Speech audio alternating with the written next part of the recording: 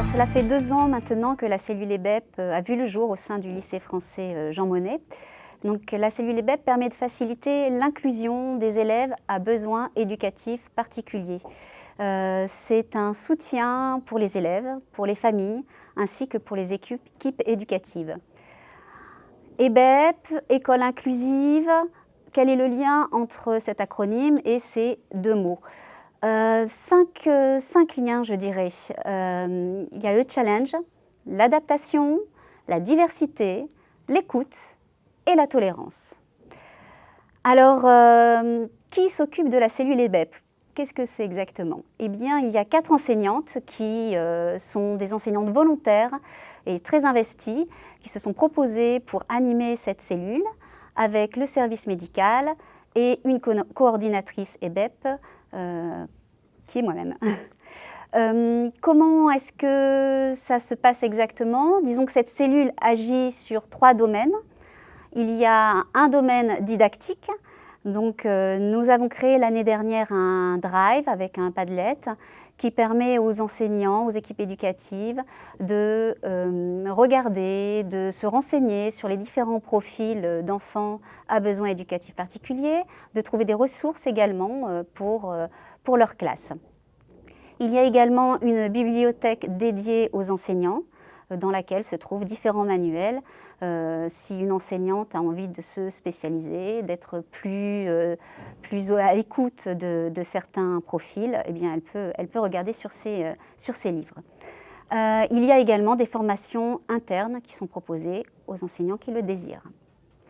Au niveau, donc là c'était sur le plan didactique, au niveau du plan pratique, il y a une mutualisation et la création également d'outils pour les enfants en classe. Donc voilà, pour les enfants qui ont des dyslexies, qui ont des dyspraxies, nous avons un matériel spécifique qui a été créé ou acheté pour ce profil d'enfant. Il y a également une bibliothèque qui a vu le jour l'année dernière pour les enfants dyslexiques. Ils ont les mêmes livres que leurs camarades, mais avec des polices d'écriture et qui leur conviennent davantage. Nous avons également l'accès cette année à une bibliothèque numérique, Sondido, pour le primaire. Elle existe également pour le secondaire, c'est Sondo. Donc les enfants ont un accès libre, et tous les enfants, pas forcément les enfants avec des profils particuliers, vraiment tous les enfants de l'école. Les enfants allophones peuvent également découvrir des livres en numérique. Sur le plan organisationnel, nous avons mis en place des groupes de travail qui permettent aux enfants, aux familles de bien vivre l'inclusion donc au lycée français en travaillant avec différents acteurs. L'accueil des élèves à besoins éducatifs particuliers est fait de toute façon dans le cadre de la classe déjà avec l'enseignante. Et l'enseignante, en fonction du profil de l'enfant, en fonction de son aisance par rapport au profil de l'enfant, vient nous voir, vient chercher des renseignements, demande une formation supplémentaire. Donc s'oriente vers nous en fonction, encore une fois, de son aisance par rapport ou de son habitude face à certains profils d'enfants. Il y a vraiment des profils de toutes sortes. Un élève à besoin éducatif particulier, ça peut être un enfant du voyage, ça peut être un enfant allophone, ça peut être un enfant avec une dyslexie, une dyspraxie, ça peut être un enfant qui souffre d'autisme, de trisomie. Il peut y avoir différents profils d'enfants. Il y a vraiment une inclusion, c'est-à-dire que l'enfant suit avec ses camarades.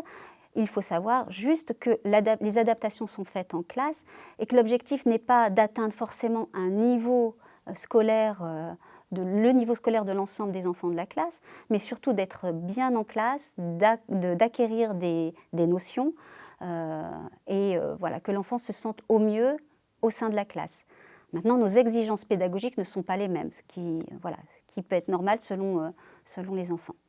L'essentiel, c'est qu'il y ait en effet un progrès, que l'enfant avance avec ses camarades à son rythme, qu'il ait des liens sociaux avec l'ensemble des élèves de la classe et que ces élèves également aient une ouverture également différente face au handicap. La bienveillance est le mot-clé de notre système éducatif et des enseignantes du lycée français qu'à partir du moment où il y a de la bienveillance, l'enfant va le ressentir tout de suite et va s'adapter dans les meilleures conditions. C'est une richesse pour une classe. Les enfants, encore une fois, ont un regard différent. La diversité est une richesse. Et la diversité, ce n'est pas forcément une diversité culturelle.